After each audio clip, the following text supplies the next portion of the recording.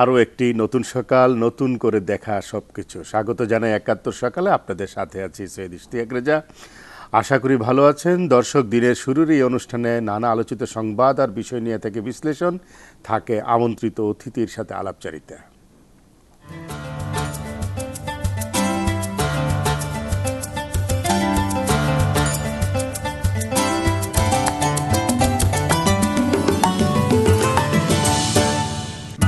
দর্শক, আজ আমাদের সাথে স্টুডিওতে থাকবেন ক্যান্সার বিশেষজ্ঞ ডাক্তার দেবানন্দ সরকার। তিনি সহযোগী অধ্যাপক, Virginia Commonwealth university hospital, Richmond, Virginia. তার সাথে আলোচনায় যাব, কিন্তু তার আগে চলো নিউজ স্টুডিওতে যাই। সেখানে আছেন শিল্পী মহলানবিশ, তিনি আমাদের জানাবেন সর্বশেষ সংবাদ। শিল্পী মহলানবিশ। ধন্যবাদ সৈয়দ ইশতিয়াক রেজা। দর্শক, নিউজ স্টুডিও থেকে আমি শিল্পী মহলানবিশ জানিয়ে দিচ্ছি সবশেষ শিরোনামগুলো। সুন্দরবনে ট্যাঙ্কার ডুবিতে ছড়িয়ে পড়া তেলে ক্ষতির আশঙ্কার চাইতে কম, জানালেন বনমন্ত্রী। ঢাকা সিটি নির্বাচন নিয়ে জটিলতা, কমিশন বলছে সীমানার নিষ্পত্তি না হলে ভোট সম্ভব না। সীমান্ত চুক্তি ও তিস্তার পানি বন্টন নিয়ে বাংলাদেশকে আবারও আশ্বস্ত করলেন নরেন্দ্র মোদি।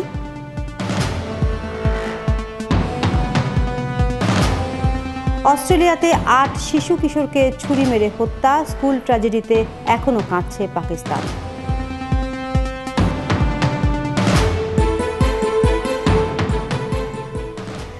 দর্শক, এই ছিল আমার কাছে সবশেষ সংবাদের শিরোনাম। আমরা এখন চলে যাচ্ছি ৭১ সকালে সৈয়দ ইশতিয়াক রেজার কাছে। দর্শক, দেখছিলেন শিরোনাম। শিল্পী মহলানবিশের কাছ থেকে আমরা জেনে নিলাম শিরোনামগুলো।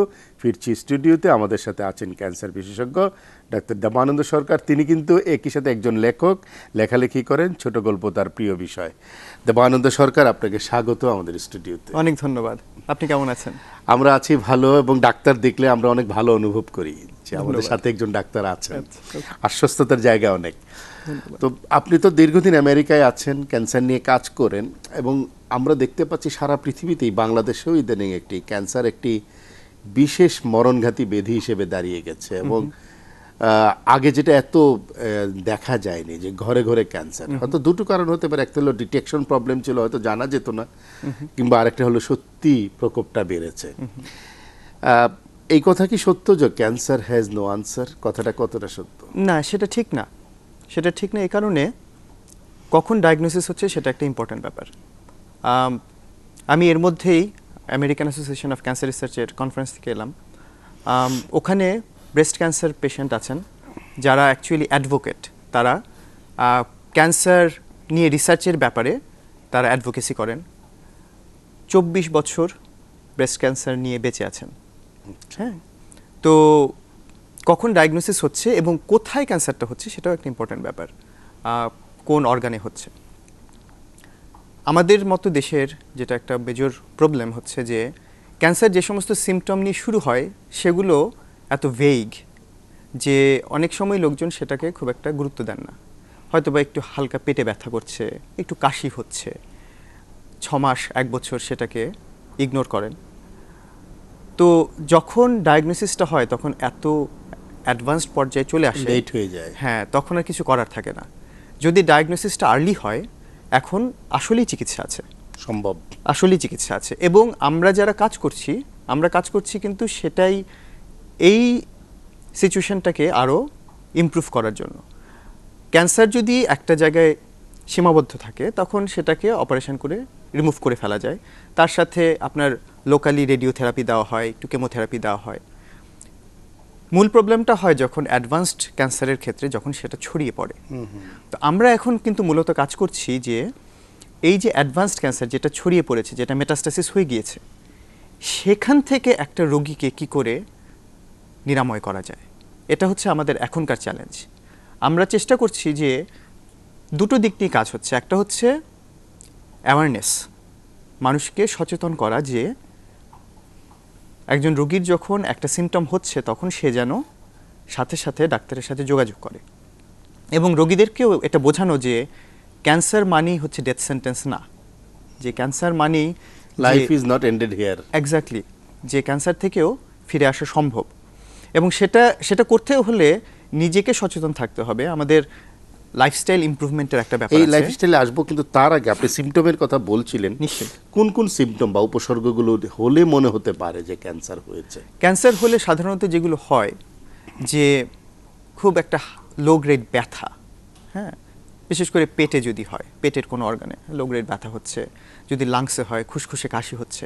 আরেকটা জিনিস হচ্ছে যে এটাকে বলে লেথার্জি, যে শরীরে এনার্জি পাওয়া যায় না, এটা আস্তে আস্তে কমে আসতে থাকে। হ্যাঁ, তো এর জন্যই বললাম যে এগুলো এত সাধারণ এবং সিম্পল হ্যাঁ, মানুষ জিনিস যে এগুলোকে ঠিক নিতে পারে না ওইভাবে। নেওয়া। হ্যাঁ, যে আমার একটা কাশি হচ্ছে, ঠিক আছে, হ্যাঁ, আমার মনে হয় গলায় কোনো ইনফেকশন হয়েছে, আমি একটু অ্যান্টিবায়োটিক খেলাম। কিন্তু এটা যদি পারসিস্ট করতে থাকে, এটা যদি অনেক দিন ধরে চলতে থাকে, যে এবং ধরা যাক পেটে ব্যথা হচ্ছে, একজন বলছে যে ঠিক আছে আমি একটু অ্যান্টাসিড খেয়ে দেখি বা এই ধরনের ওষুধ খেয়ে দেখি, এতে যদি নিরাময় না হয়, তখনই সাথে সাথে ডাক্তারের সাথে পরামর্শ নেওয়া উচিত। যে ছোটোখাটো সিমটম হলে পরেও সেটা যদি অনেক দিন ধরে চলতে থাকে, তখনই তাহলে সেটা নিয়ে চিন্তা সেটা নিয়ে, হ্যাঁ, সেটা নিয়ে চিন্তা করা দরকার আর কি। এখন আমি আপনার কাছে আসছি যে আপনি জীবন আচরণের কথা বলছিলেন, যে নিশ্চয়ই। লাইফস্টাইলটা। তো হয়তো অনেকগুলো কারণ থাকতে পারে। একটা হলো যে আমাদের হয়তো বংশগত কারণও নিশ্চয়ই আছে নিশ্চয়ই আছে, ক্যান্সারের। নিশ্চয়ই। ধূমপান একটা কারণ হতে পারে, নিশ্চয়ই। রেডিয়েশন একটা কারণ Exposure হতে একটা, পারে, অ্যালকোহল একটা হতে পারে। নিশ্চয়ই। আমরা আমাদের নাগরিক জীবনে যেটা দেখতে পাচ্ছি, ধূমপান কিন্তু সেভাবে কমেনি। একই সাথে চিয়ং টুবাকো, যেটা চিবিয়ে খাওয়া, সেটা গ্রামাঞ্চলে যেটা ছিল সেটা শহরাঞ্চলে চলে ছড়িয়ে আসছে। পড়েছে, হ্যাঁ। একই সাথে অ্যালকোহলের মাত্রাটাও বেড়েছে, ব্যবহারের মাত্রাটা, বাট পার্টিকুলারলি সিটি এরিয়াগুলোতে। এগুলো কি কোনো ধরনের প্রভাব আছে? নিশ্চয়ই। এগুলো তো হচ্ছে আপনার, আমরা যাকে বলি যে first line of risk factors. ধূমপানের সাথে লাং ক্যান্সার, চিউইং টোবাকোর সাথে অরাল ক্যান্সার, এগুলোর একেবারে এগুলো হচ্ছে পজিটিভ। যে ধূমপানে যে সিগারেটের মধ্যে যে টারটা থাকে, সেটা আপনার কন্টিনিউয়াসলি আপনার লাঙে ড্যামেজ করতে থাকে এবং সেখান থেকে ক্যান্সার হয়। চিউইং টোবাকোর ক্ষেত্রেও তাই। যেমন চুইং টোবাকো থেকে যে অরাল ক্যান্সার হয়, সেটা খুব কমন আমাদের গ্রামাঞ্চলে, এবং যেটা বললেন আপনি, যেটা সাধারণত পশ্চিমের দেশগুলোতে দেখা যায় না, কারণ এটা বাংলাদেশ, ইন্ডিয়াতেই বেশি। বেশি, তাই না? অ্যালকোহল এর সাথে লিভার ক্যান্সার একটা সরাসরি যোগাযোগ আছে, প্যানক্রিয়াস ক্যান্সারের একটা সরাসরি যোগাযোগ আছে। এগুলো আমরা জানি। এগুলো যে এনভায়রনমেন্টাল যে সমস্ত আমাদের food habit as well as environmental যে সমস্ত প্রবলেম আছে, আমাদের এখন বাতাসে যে পরিমাণ পলিউশন, যে স্মগ, আমরা শ্বাস নিতে পারি না, আমাদেরকে মুখে মাস্ক নিয়ে ঘুরতে হয়, সেগুলোর সাথে তো ক্যান্সারের একটা সরাসরি যোগাযোগ আছে। আরেকটা জিনিস হচ্ছে ফুড হ্যাবিট। এখন হচ্ছে ওবেসিটি ক্যান্সারের একটা প্রধান কারণ হিসেবে ধরা হচ্ছে। যে আগে মনে করা হতো যে ঠিক আছে, ওবেসিটির সাথে ক্যান্সারের একটা যোগাযোগ আছে, কিন্তু এখন বলা হচ্ছে যে ওবেসিটি ক্যান্সারের একটা কারণ। কাজেই আমরা যে অনিয়ন্ত্রিতভাবে যেরকম খাবার খাই, হ্যাঁ, এটাকেও কন্ট্রোল করার একটা, এবং ফাস্ট ফুডও কি এখানে একটি? অবশ্যই। আমাদের ওবেসিটি কখন হচ্ছে? যখন আমরা অনেক বেশি কার্বোহাইড্রেট খাচ্ছি, অনেক বেশি ফ্যাট খাচ্ছি, হ্যাঁ, এবং আমাদের খাবারের মধ্যে ভেজিটেবলের পরিমাণ কম, আমাদের ফাইবারের পরিমাণ কম, হ্যাঁ, তখনই ফাস্টফুড। এবং আর আমরা তো হচ্ছে যে ফাস্টফুড খাওয়া যেতে পারে, কিন্তু সেটাও একটা পরিমিতভাবে। কিন্তু ফাইবার ফুড নিয়েও তো একটা সংশয় আছে, কারণ excessive use of chemicals and other things, vegetables এবং সেই ফ্রুটসে। এখন মুশকিলটা হচ্ছে এখানেই, আমরা যে খাবারটা খাচ্ছি আমরা জানছি না সেটা কতখানি বিশুদ্ধ। ফরমালিন দিয়ে খাবার প্রিজার্ভ করা হয় বলা হয়। এখন ফরমালিন হচ্ছে একটা পরীক্ষিত কার্সিনোজেন, ফরমালিন দিয়ে ক্যান্সার হবেই। হ্যাঁ, এখন যদি ফরমালিন দিয়ে প্রিজার্ভ করা খাবার একজন 10 বছর ধরে খেতে থাকেন, সেটার তো একটা এফেক্ট থাকবেই। তো এখানে খাদ্যের গুণগত মানের একটা ব্যাপার আছে, যে কীরকম খাবার আমরা খাচ্ছি, কত পরিশুদ্ধ খাবার খাচ্ছি, যে খাবারটা খাচ্ছি সেটা ঠিকমতো তৈরি করা হয়েছে কিনা, সেটা ঠিকমতো যখন চাষি খেতে ফসল ফলাচ্ছেন সেখানে কী পরিমাণ পেস্টিসাইড ব্যবহার করছেন, হ্যাঁ, সেই পেস্টিসাইডের কতটুকু খাবারে আসছে, সেই খাবারটা যখন কৃষকের জমি থেকে আমাদের শহরে আসছে, এই জমি থেকে যখন পুকুরে যাচ্ছে, সে পুকুরে যাচ্ছে, একই কথা। মাছ মাছ। মাছ কন্টামিনেটেড হচ্ছে। তো এনভায়রনমেন্টাল যে কন্টামিনেশন দুর্বা ঘাসটা খাচ্ছে গরু, সেখান থেকে যদি দুধে যেতে পারে। নিশ্চয়ই নিশ্চয়ই। এই যে একটা পোলট্রিকে, মুরগিকে যে খাবারটা খাওয়ানো হয়, সেই খাবারটা যদি কন্টামিনেটেড খাবার হয়, হ্যাঁ, যেমন জাপান নদীর মাছ লোকজন খায় না, কারণ জাপানের নদীতে এই কেমিক্যাল বর্জ্য, বিশেষ করে মার্কারি এত হাই লেভেলে যে মাছের মার্কারির পরিমাণ অনেক বেশি। সো জাপানে অ্যাকচুয়ালি আপনার নদীর মাছ, কেউ নদী থেকে ধরে কেউ মাছ খায় না, সেই নদীর মাছটাকে এনে একটা আলাদা ট্যাঙ্কে 2 সপ্তাহ রাখা হয়, যাতে পরিষ্কার পানিতে তাদের পুরো সিস্টেমটা পরিষ্কার হয়ে যায়, মার্কারিটা কমে যায়, তারপরে ওরা খায়। হ্যাঁ, তো একইভাবে আমরা যদি যেই গরুকে যে খাবারটা খাওয়ানো হচ্ছে অথবা মুরগিকে যে খাবারটা খাওয়ানো হচ্ছে সেটা যদি কন্টামিনেটেড হয়, আমি শুনেছি যে ট্যানারির ফেলে দেওয়া চামড়া কেটে কেটে নাকি মুরগিকে খাওয়ানো হয়। এটা নিয়ে বিতর্ক আছে। না, আমি বলছি তো সেটা যদি সত্যি হয়ে থাকে বলে তো ভয়ানক, সেটা ভয়ানক ব্যাপার। হ্যাঁ, তো এগুলো তো এখন নিজেদের সচেতনতার একটা ব্যাপার আছে, যে আমরা যারা এসব নিয়ে কাজ করছি আমাদের বিবেকের একটা ব্যাপার আছে। Too much profit driven attitude, সেটা একটা বড়। আমরা ক্যান্সার সহ এই রিলেটেড ইস্যুতে আসবো, কিন্তু তার আগে আপনার লেখালেখির বিষয়ে একটু আসি। ঠিক আছে।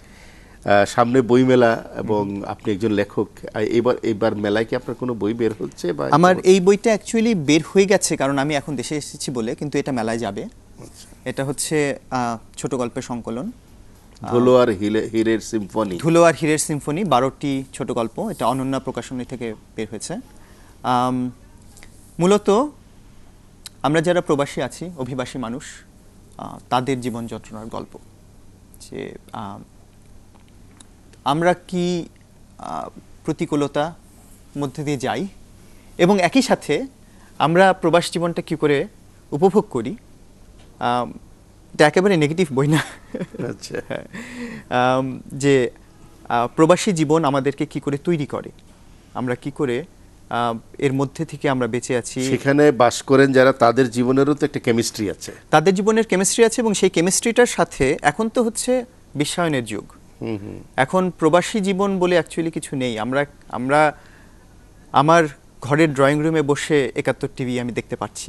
হ্যাঁ, আমি তো বিদেশে থাকি বলে আমি যে দেশের সংস্কৃতি থেকে বিচ্ছিন্ন সেটা তো না। সিস্টেম যদি আপনি করেন তাহলে আপনার আমেরিকার বাড়িতে বসে ঢাকার বাড়িও দেখতে পাবেন। এক্স্যাক্টলি দেখতে পাবেন, তাই না?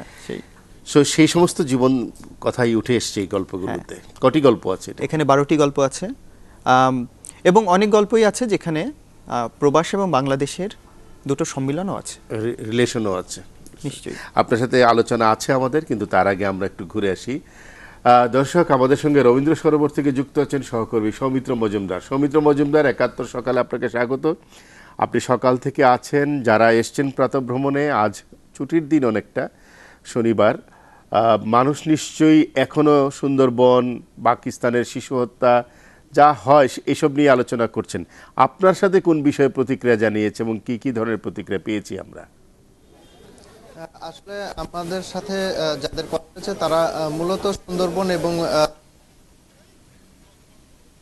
বাংলাদেশের রাজনৈতিক প্রেক্ষাপট নিয়ে আলোচনা করেছেন। তো আপনি জানেন যে সুন্দরবনের শ্যালা নদীতে যে জাহাজডুবির তেলবাহী ট্যাঙ্কার ডুবির ঘটনা ঘটেছে, কিন্তু সেই রেশ এখনো পর্যন্ত কাটিয়ে ওঠা সম্ভব হয়নি। তো সেই বিষয়টি নিয়ে একজন আমার সাথে যোগ দিচ্ছেন, আমরা জেনে নেই তার প্রতিক্রিয়া। আচ্ছা, এই যে সুন্দরবনের যে তেলবাহী ট্যাঙ্কার ডুবি, এটার পরে এখনো পর্যন্ত এই অবস্থা, রেশটা এখনো কাটানো সম্ভব হয়নি, কি ভাবছেন আসলে কিভাবে সম্ভব?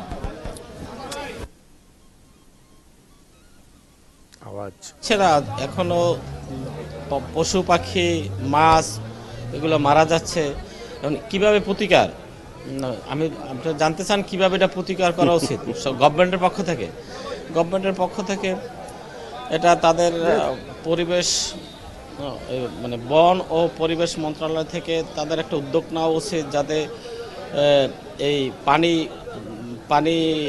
মানে তৈলমুক্ত করা যায় এবং এই সুন্দরবন পরিবেশকে সুন্দরবনকে বাঁচানো যায়। এগুলা গভর্নমেন্টের থেকে এই পদক্ষেপ নেওয়া উচিত খুব শীঘ্রই। না হয় সুন্দরবনের পরিবেশ, সুন্দরবন আমাদের দেশের সম্পদ, এত ভালো একটি ভিজিটিং প্লেস, ম্যানগ্রোভ ফরেস্ট, এটা আস্তে আস্তে ধ্বংস হয়ে যাবে। কাজেই আমি গভর্নমেন্টকে অনুরোধ করছি তাড়াতাড়ি যেন তারা এটার একটা প্রতিকার করেন। Thank you. রেজা, আপনি শুনছিলেন যে এখানে যারা সাধারণ মানুষজন আছেন তারাও চাচ্ছেন যে যে সুন্দরবনের যে ক্ষতি হয়ে গেছে সেই ক্ষতি দ্রুত কাটিয়ে ওঠা, এবং এখনো যে সব যে তেল আছে এবং সেটি সরকারের পক্ষ থেকে এবং নৌ মন্ত্রণালয়ের পক্ষ থেকে যেসব পদক্ষেপ নেওয়া হচ্ছে সেগুলো দ্রুত যেন কার্যকর করা হয়। ধন্যবাদ সৌমিত্র মজুমদার।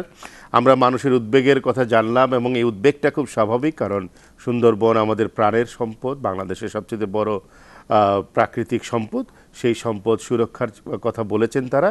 দর্শক, চলছে ৭১ সকাল, নিচ্ছে একটা বিরতি, সাথেই থাকুন।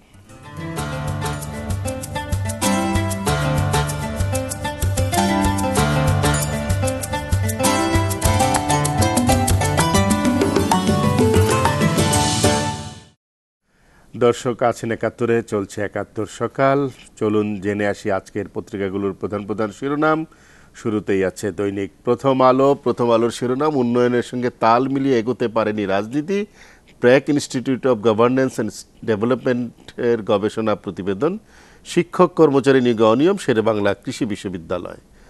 এরপরে আছে দৈনিক সমকাল, রাজনৈতিক সহিংসতা বাংলাদেশ ২১ নম্বরে গবেষণা প্রতিবেদন, ব্র্যাক ইউনিভার্সিটির সেই রিপোর্টটি। স্বস্তিতে অর্থনীতি। যুগান্তর, বিশেষ তদন্ত প্রস্তাব নাকচ কেন্দ্রীয় ব্যাংকের, বেচাকেনায় ধস, ক্রেতাশূন্য দোকানপাট, আতঙ্কে ৪০ পরিবার। দৈনিক ইত্তেফাক, পরিকল্পনা ছিল শাহজালাল বিমানবন্দরে ড্রোন হামলার, বাংলা টিমের রেজাউলকে খুঁজছে ডিবি, আসতে পারে এফবিআই। দৈনিক কালের কণ্ঠ, বাড়িওয়ালার পৃষ্ঠ ভাড়াটিয়া, সরকার ও বাড়ি মালিকদের পক্ষে, তেলবাহী কার্গোডিবি খতিয়ে দেখছে বন বিভাগ। দৈনিক সকালের খবর, তিস্তা ও সীমান্ত চুক্তির বিষয়ে মোদির ফের আশ্বাস, আব্দুল হামিদের সাথে আমরা মোদির ছবি দেখতে পাচ্ছি, বেপরোয়া বাড়িওয়ালারা। বাংলাদেশ প্রতিদিন, ঘাটে ঘাটে ঘুষ উৎসব, সাব রেজিস্ট্রার পোস্টিং রেট কোটি টাকা, মুসার রহস্যময় সম্পদের খোঁজে গোয়েন্দারা। ভোরের কাগজ, রাষ্ট্রপতিকে মোদির আশ্বাস, তিস্তা ও স্থলসীমান্ত চুক্তি সই শিগগিরই। Dhaka Tribune, Modi reassures of resolving Tista land boundary issues. The Daily Star, Modi hopeful but gives no time frame. Financial Express, evaders gain from lower tax on fish farm income. দর্শক, আমরা শিরোনামগুলো দেখছিলাম। অনুষ্ঠানের এই পর্যায়ে আমরা একটু ধানমন্ডিতে যেতে চাই। সেখান থেকে আমাদের সাথে যোগ দিবেন সিনিয়র সাংবাদিক শাহজাহান খান, তার বাসা থেকে। শাহজাহান খান, ৭১ সকালে আপনাকে স্বাগত। আপনিও নিশ্চয়ই আমার সাথে সাথে শিরোনামগুলো দেখছিলেন। একটি শিরোনাম, ব্র্যাক বিশ্ববিদ্যালয়ে ম্যাপলক্রফট যে ইন্টারন্যাশনাল একটি গবেষণা প্রতিষ্ঠান আছে, তাদের একটি প্রতিবেদন গতকাল প্রকাশিত হয়েছে। তারা যেটা বলেছে যে বাংলাদেশের উন্নয়ন ঘটেছে গত ৪৪ বছরে এবং বাংলাদেশ একটি জায়গায় এসে দাঁড়িয়েছে উন্নয়নের দিক থেকে, কিন্তু একই সাথে রাজনৈতিক দলগুলো আধুনিক হতে পারেনি। বাংলাদেশের মানুষ আধুনিক হয়েছে, সমাজ আধুনিক হয়েছে, ব্যবসা বাণিজ্য আধুনিক হয়েছে, কিন্তু রাজনৈতিক দলগুলো আধুনিক হতে পারেনি। এটি একটি দিক তারা বলেছে। আর দ্বিতীয় আরেকটি দিক বলেছে সেটি হলো সহিংসতা, যে বাংলাদেশ ১৯৭-৯টি দেশের মধ্যে বাংলাদেশের রাজনৈতিক সহিংসতায় বাংলাদেশের স্থান ২১ নম্বরে, এবং সেইখানেও তারা যেটা বলছে যে সরকার এবং বিরোধী দল উভয়ই সহিংসতায় ব্যস্ত। আপনি যদি মন্তব্য করেন। ধন্যবাদ রেজা। একই সাথে আমি ৭১ সকালের যারা দর্শক আছেন সবাইকে শুভেচ্ছা জানাচ্ছি। আমার নামের সম্ভবত আপনার একটু সর্দারের জায়গায় খান হয়ে গেছে, সংশোধন করতে চাই।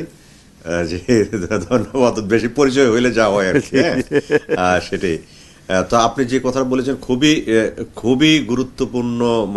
এই আমি মনে করি যে আপনার গবেষণাটা করেছে ম্যাপলক্রফট ইন্টারন্যাশনালের সহযোগিতায়, গভর্নেন্স অ্যান্ড এই বাংলা ব্র্যাক ব্যাংকের যে গভর্নেন্স পক্ষ থেকে এটা করেছে ২০১৩ রিপোর্টটি।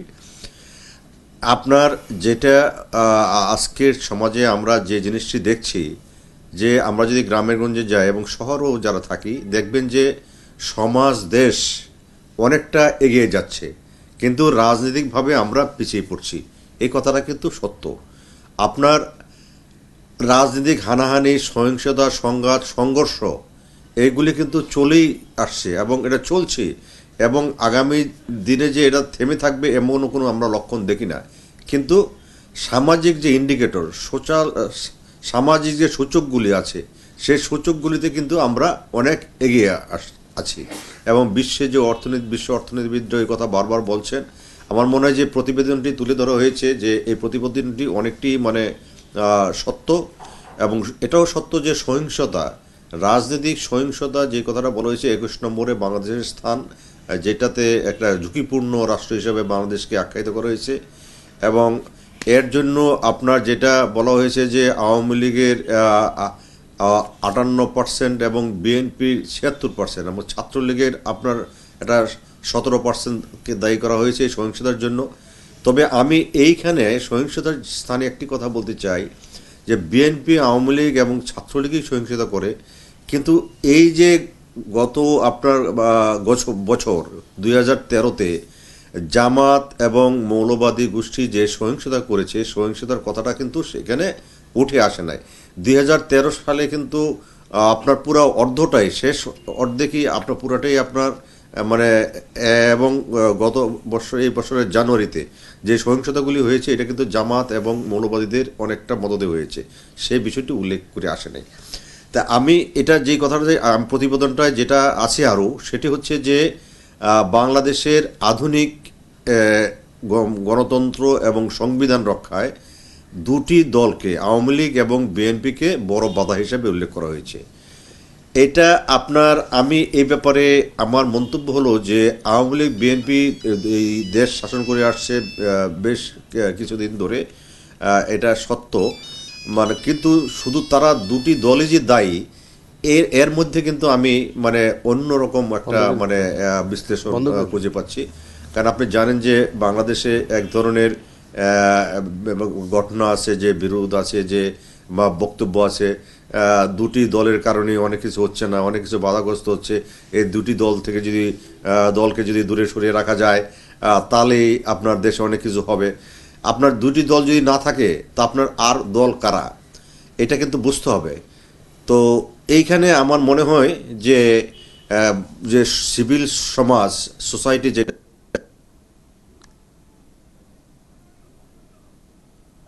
কেউ কাউকে যে কিভাবে মানে আগে যেভাবে আপনার বলতাম যে রাজনীতিক বিভিন্ন সভা সমাবেশ সেমিনার করে তারা কথাগুলি বলতো, তাদের কথা কিন্তু আজকে আমরা শুনছি না। শুধু রাজনৈতিক নেতৃত্বের উপর দোষ দিয়ে দিলে কিন্তু আমরা সবাই বেঁচে যাব, এটাও কিন্তু সঠিক না। কাজে এইখানে কিন্তু আমার মনে হয় যে আগের যে একটা ইয়ে ছিল, যে আওয়ামী লীগের বিএনপি দোষারোপ করে অন্য কোনো কিছু একটা করা, ব্যবস্থা করা, এই জিনিসটা কিন্তু আমার কাছে একটা অন্যরকম গন্ধ মনে হচ্ছে। ধন্যবাদ শাহজাহান সর্দার, আপনি আছেন আমাদের সাথে, কিন্তু আমাদের সাথে আছেন ক্যান্সার বিশেষজ্ঞ ডাক্তার দেবানন্দ সরকার। তার সাথে আবার আলোচনায় ফিরছি, আমরা আবার যাব হয়তো ডক্টর শাহজাহান সর্দারের কাছে। ডক্টর দেবানন্দ সরকার লেখালেখির কথা বলছিলেন, প্রবাসী যে বাঙালিরা আছেন তাদের জোটবদ্ধ জীবনে, আমি কেমিস্ট্রির কথা বলছিলাম, যেই কেমিস্ট্রি আমরা দেখতে পাই, একটা খুব অদ্ভুত কেমিস্ট্রি দেখতে পাই সেখানে, যে গিয়ে বাংলাদেশের রাজনীতি করে, যে আওয়ামী লীগ, বিএনপি, জাতীয় পার্টি, জামাত, এটা তো অন্য কোনো কমিউনিটির মধ্যে দেখা যায় না। আমরা আসলে রাজনীতি নিয়ে বেশি চিন্তা ভাবনা করি মনে হয়। আমরা আমেরিকানরা ব্যক্তিগত জীবনে কখনো রাজনীতি নিয়ে আসে না, ওটা তো তাদের দেশ, তারা করতে পারে। না, আমি বলছি যাচ্ছি আমেরিকাতে গিয়ে আবার একটা দল খুলে বসছি। না, সেটাই বলছি যে আমরা কিন্তু আমাদের ড্রয়িং রুমে বসে আমাদের যে আলোচনা হচ্ছে, বাংলাদেশে হোক যেখানেই হোক, আমাদের আলোচনার বিষয়বস্তু হচ্ছে রাজনীতি। আমরা রাজনীতি নিয়ে অনেক বেশি সচেতন, এবং আমি বলবো যে সচেতন, এবং একই সাথে রাজনীতি আমাদের পুরো সত্তার সাথে জড়িয়ে আছে। সাধারণ একজন আমেরিকান, সে রাজনীতি নিয়ে মোটেই চিন্তিত না। ভোটের সময় যখন ভোট দিতে হবে তখন ভোট দেয়, সারা বছর কি হচ্ছে, কিংবা দিলে দিবে না দিলে নাই। সো আমরা আসলে একটা কারণ হতে পারে যে আমরা আমাদের জন্ম থেকে একের পর রাজনীতিক পটভূমি পরিবর্তন দেখে আসছি এবং সেই কারণে রাজনীতি আমাদের মজ্জায় মজ্জায় ঢুকে গেছে। সো আমরা যেখানেই যাই না কেন সেখানেই আমরা আমাদের নিজস্ব মতাদর্শ নিয়ে আমরা একটা আওয়ামী লীগের একটা কিন্তু এর বাইরেও, রাজনীতির বাইরেও উপজেলা জেলা সমিতি পর্যন্ত সেটা পর্যন্ত আছে। সো এটাকে আপনি দুভাবে দেখতে পারেন। এটাকে আপনি বলতে পারেন যে মাটির প্রতি প্রচণ্ড টান, সেটা থেকে হতে পারে। এটাকে আপনি যদি নেগেটিভ অর্থে ধরতে পারেন, এটা আমাদের খুব দৃষ্টি সীমানাকে ছড়ানোর একটা ছড়াতে না পারার। আপনার লেখায় কি সেগুলো এসেছে? নিশ্চয়ই এসেছে। আমার এটা চতুর্থ বই। আগের বইয়েতে যে সমস্ত গল্প আছে তাতে প্রবাসী মানুষের এই সীমাবদ্ধতা একদিক থেকে আমি বলবো, আবার একই দিকে প্রবাসী মানুষ অনেক ক্ষেত্রে অনেক উদার। আপনি যদি ওয়াশিংটন ডিসিতে যান, একজন বাংলাদেশির সাথে পরিচয় হয়, সে কিন্তু আপনাকে বাড়িতে নিয়ে এসে রাত্রেবেলা খাওয়াবে, আপনার সাথে কোনোদিন কোনো পরিচয় হয় আতিথেয়তাটা জানে। হ্যাঁ, দুদিক থেকে আছে যে, এবং এটাকে আমি বলবো যে আমরা যারা প্রবাসী তারা কিন্তু খুব চেষ্টা করি যে ছেলেটাকে বাংলা শেখাই। আমরা একটা পয়লা বৈশাখের সময় আমরা অনুষ্ঠান করি, আমরা 16 ডিসেম্বরের সময়, আমরা 21 ফেব্রুয়ারির সময় অনুষ্ঠান করি। এগুলো আসলে নস্টালজিয়া থেকে, এগুলো তো করতেই হবে এবং এগুলো তো রক্তের মধ্যেই থাকবে স্বাভাবিক কারণে। কিন্তু রাজনৈতিক দল সমিতি এগুলো করতে গিয়ে নিজেদের মধ্যে আবার মারামারি করে আমরা যেগুলো দেখতে পাই আর কি, এগুলো হচ্ছে আমরা এগুলো দেখেই বড় হয়েছি, আমরা এরকম কালচারের মধ্যে থেকে বড় হয়েছি। এগুলো তো আমরা আমাদের ভিতর থেকে আমরা পার্চ করতে পারবো না এত সহজে। এর জন্য একটা শিক্ষার দরকার আছে। পশ্চিমা যে উদার গণতান্ত্রিক সংস্কৃতি, সেটাতে তাহলে কোনো প্রভাব ফেললো না আমাদের ভিতরে সেখানে থেকে? তার কারণ হচ্ছে অনেক ক্ষেত্রেই হয় যে আপনি যেই সিচুয়েশনের কথা বলছেন, এগুলো বেশিরভাগই হয় হচ্ছে যেখানে অনেক বাংলাদেশি একসাথে থাকে। তারা কিন্তু নিজেদের মধ্যেই থাকে, তারা কিন্তু তাদের সাথে আরেকটা মিনি বাংলাদেশ করে নিয়েছে। সবখানেই তাই।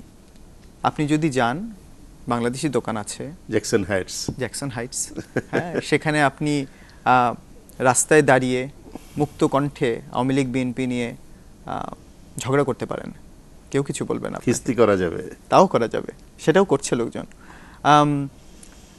আমি মনে করি এর পেছনে শিক্ষার একটা ব্যাপার আছে। আরেকটা জিনিস দেখা, যেটা আপনি যেহেতু লেখালেখি করেন এবং সেখানে আছেন, আমাদের যারা গিয়েছেন তারা মেইন স্ট্রিমে আসতে পারছেন কতটা? কষ্ট হওয়ার একটা কারণ হচ্ছে, আমি আবারও বলবো যে সেটা হচ্ছে শিক্ষা। যে আমরা যেভাবে শিক্ষিত হই আর ওখানে যে শিক্ষা ব্যবস্থা সেটা আলাদা। ওদের সিস্টেমের সাথে আমাদেরকে একাত্ম হতে হলে, আমাদের সন্তানেরা যারা গিয়েছেন তারা তো সেই মেইন স্ট্রিম এডুকেশনে, তারা কিন্তু মেইন স্ট্রিমে যাচ্ছে, তারা আস্তে আস্তে আসছে। আপনারা দেখতে পারবেন, হ্যাঁ নিশ্চয়ই দেখতে পারবেন, মানে গ্র্যাজুয়ালি তারা আসছে, ইনক্লুশনটা শুরু হয়েছে। নিশ্চয়ই আসছে। আপনার সাথে আলোচনায় আমরা করব একটা বিরতি থেকে ফিরে এসে। দর্শক, চলছে ৭১ সকাল, নিচে আরো একটা বিরতি, সাথেই থাকুন।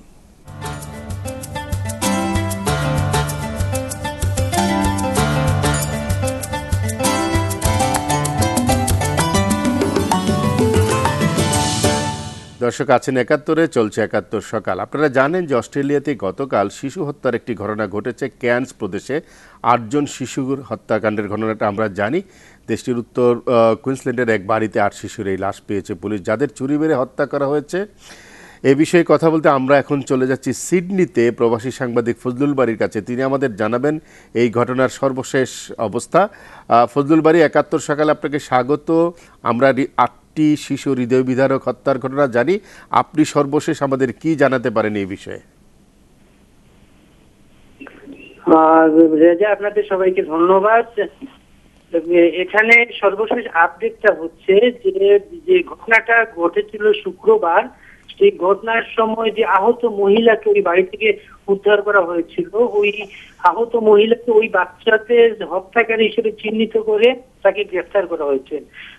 ওই মহিলার নাম হচ্ছে আর্সেনা ওয়ারিয়া, তার বয়স হচ্ছে 37, এবং ওই 8টা শিশুর মধ্যে 7টা শিশুর মা সে, এবং আরেকটা শিশুর তার সে ফুপু অথবা খালা, এটা এখনো নিশ্চিত করে বলা হয়নি। তা এটা ট্রেডিশনালি এই যে 7টা বাচ্চা একটা ফ্যামিলিতে, এটা অস্ট্রেলিয়াতে খুবই অস্বাভাবিক একটা ঘটনা। এখন বলা হচ্ছে যে বাচ্চা সে দত্তক নিয়েছিল।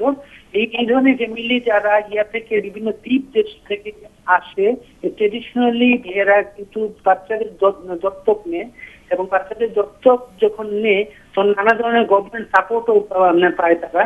এই বাচ্চাদের পিতার পরিচয় বলা হচ্ছে না, এতে বাচ্চার মা একটা সিঙ্গেল মাম হতে পারে অস্ট্রেলিয়ান সমাজে, যেটা অস্বাভাবিক না।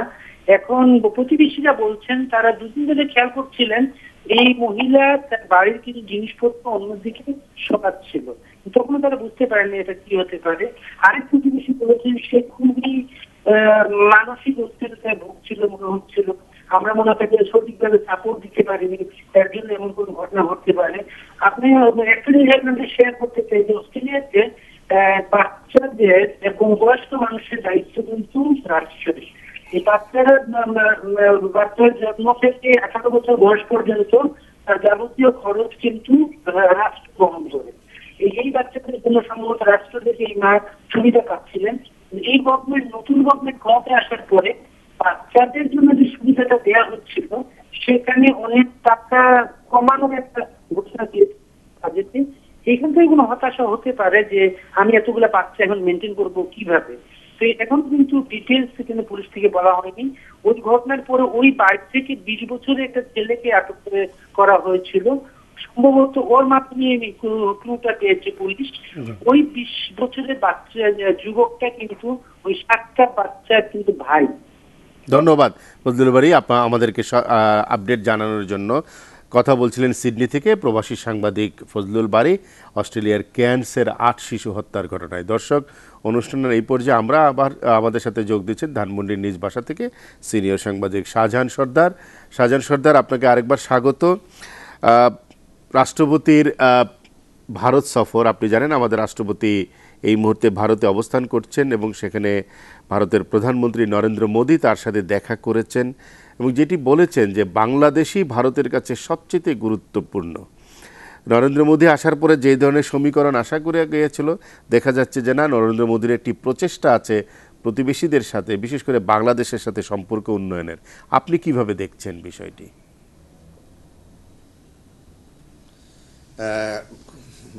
রাজা, আসলে মানে এই সফরটি আমাদের প্রেসিডেন্ট আব্দুল হামিদ সাহেব যে ভারত সফরে গেছেন, এটা সফরটি খুবই গুরুত্বপূর্ণ এবং সময়টিও খুব গুরুত্বপূর্ণ। আপনি জানেন যে 1972 সালে বঙ্গবন্ধু শেখ মুজিবুর রহমান যখন রাষ্ট্রপতি ছিলেন তখন উনি ভারত সফর করেছিলেন। এরপরে একজন সাবেক রাষ্ট্রপতি প্রেসিডেন্ট এরশাদ ভারত সফর করেছিলেন। এইটা দীর্ঘদিন পরে আরেকজন রাষ্ট্রপতির ভারত সফর, এবং যে সফরটি খুবই গুরুত্বপূর্ণ এই কারণে, যেটি আপনি নিজেই উল্লেখ করেছেন, সেটা হচ্ছে যে বাংলাদেশের সাথে, যে ভারতের সাথে বাংলাদেশের তিস্তা যে চুক্তি এবং স্থলবন্দর চুক্তি, এই দুইটা চুক্তি আপনার দীর্ঘদিন ধরে চলে আসছিল। এবং ভারতের প্রধানমন্ত্রী মনমোহন সিং যখন বাংলাদেশ সফর করেছিলেন তখন একটি প্রটোকলও স্বাক্ষর হয়েছিল, কিন্তু পরবর্তীকালে চুক্তিটি আর কার্যকর হতে পারে নাই এই বিজেপি এবং আপনার মমতা বন্দ্যোপাধ্যায়ের কারণে। এটা খুব সিগনিফিকেন্ট যে বিজেপি সরকার এখন ক্ষমতায়, এবং যেটা ধারণা করা হয়েছিল বাংলাদেশের পক্ষ থেকে বা বিভিন্ন পর্যবেক্ষক মহল যে বিজেপি ক্ষমতায় আসলে হয়তো চুক্তিটি হবে না, কিন্তু এখন আপনি ঠিকই বলেছেন যে আমরা উল্টুটু দেখছি। নরেন্দ্র মোদী বরং আরও বেশি আন্তরিক। যারা পার্লামেন্টের ফ্লোরে যখন একটি বিল আনা হয়, বিলটি ছুঁড়ে ফেলার জন্য চেষ্টা করেছিল, সেই দলটি এখন উদ্যোগী হয়ে এটি আপনার বিল পাস করানোর জন্য চেষ্টা করছে। আর এর আগে মমতা বন্দ্যোপাধ্যায়, আপনি জানেন যে মমতা বন্দ্যোপাধ্যায় পশ্চিমবঙ্গের মুখ্যমন্ত্রী, উনিও আর বিরোধিতা করেছিলেন। এখন মমতা বন্দ্যোপাধ্যায়ও আপনার ধরেন এর পক্ষে কথা বলছেন। আর খুবই গুরুত্বপূর্ণ হলো যে গতকাল যে ভারতের প্রণব মুখার্জি বাংলাদেশের রাষ্ট্রপতির সম্মানে যে নৈশভোজ দিয়েছিলেন, সেই নৈশভোজে কিন্তু মমতা বন্দ্যোপাধ্যায় নিজেও উপস্থিত ছিলেন। আপনি জানেন যে ভারতের রাষ্ট্রপতি প্রণব মুখার্জি অসুস্থ, গতকালই তিনি হাসপাতাল থেকে আসছেন, মমতা গিয়েছিলেন তাকে দেখার জন্য, এবং প্রণব মুখার্জির কথায় যে বাংলাদেশের রাষ্ট্রপতি আসছে, তোমারও থাকা উচিত, তুমি থাকো, এই কথায় মমতা বন্দ্যোপাধ্যায় কিন্তু থেকে যান এবং সেখানে সাইডলাইনে তাদের সাথে কথা হয়েছে। এবং 6 দিনের সফরকালে আমাদের রাষ্ট্রপতি আপনার কলকাতাও যাবেন, সেখানে কলকাতার রাজ্যপাল তাকে আপনার একটি নৈশভোজ দেবেন, সেখানে মমতা থাকবেন বলেও মানে কথা দিয়েছেন। সার্বিকভাবে আমার মনে হচ্ছে যে দুই দেশের মধ্যে যে একটি যে মানে যে স্টেলমেট ছিল যে দুটি চুক্তির ব্যাপারে, সেটি এখন কেটে গেছে, এখন শুধু সময়ের ব্যাপার। আমরা আশা করি খুব শীঘ্রই এটা হবে। এবং নরেন্দ্র মোদী খুব সুন্দরভাবে বলেছেন, ভারত শুধু বাংলাদেশের একটি প্রতিবেশী রাষ্ট্র নয়, ভারত বাংলাদেশের জন্য, বাংলাদেশ ভারতের জন্য সবচেয়ে গুরুত্বপূর্ণ একটি রাষ্ট্র।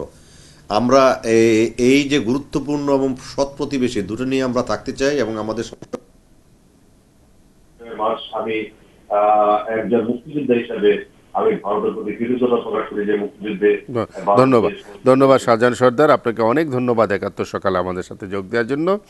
আছেন আমাদের সাথে দেবানন্দ সরকার, লেখক এবং ক্যান্সার বিশেষজ্ঞ। যেটা বলছিলেন যে মেইন স্ট্রিমে, আমেরিকার মেইন স্ট্রিমে বাংলাদেশিদের আশা কেবল শুরু হয়েছে বোধহয় আপনি বলছেন, এবং সেটার সম্ভব হয়েছে যে যারা গিয়েছেন তাদের নেক্সট জেনারেশন লেখাপড়ার আমেরিকান সিস্টেমে লেখাপড়াটা করার কারণে, এবং সেইটাই বোধহয় এখন মনোযোগী হওয়া জরুরি হয়ে পড়েছে আমাদের। হ্যাঁ, এবং সেই বিষয়ে মনোযোগী হচ্ছে।